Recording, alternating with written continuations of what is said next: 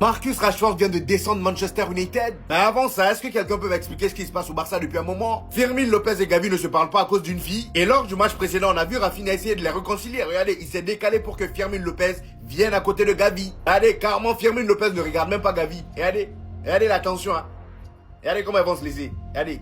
Ils le calculent même pas. Tout ça parce que leurs copines se sont embrouillées. Et là, Rafinha a joué parfaitement son rôle de capitaine. Et d'ailleurs, en parlant de capitaine, on nous apprend que celui qui a réglé le problème entre Gavi et Firmine Lopez serait Marc-André ter Stegen. Donc finalement, le gars, malgré tous les problèmes qu'il a avec le FC Barcelone, il continue quand même à jouer un peu son rôle de capitaine. Et pendant ce temps, Lamine Yamal continue à se foutre de la gueule de Pedri. Comme vous le savez, à chaque entraînement, il y a une confrontation entre 2 ou 3 équipes. Et à la fin de l'entraînement, le gagnant des confrontations prend une photo comme ça et il le poste sur Instagram. Et c'est sous les commentaires de ce post que Lamine Yamal se fout de Pedri. C'est d'abord Gavi qui commence. Il dit: j'adore battre Frankie de Jong, Balde, Aroro, mais surtout Pedri et Eric. Et Lamine Yamal, lui insolent qu'il est, il vient pour clôturer le tout. Il a clairement dit: Pedri, quand tu gagneras, j'aurai déjà une barbe. Quelle insolence. En tout cas, ceux qui sautent aux yeux, les amis, c'est qu'il y a une très bonne ambiance. Apparemment là, on nous dit, malgré les frictions précédentes, Robert Lewandowski et Lamine Yamal sont devenus de très bons amis.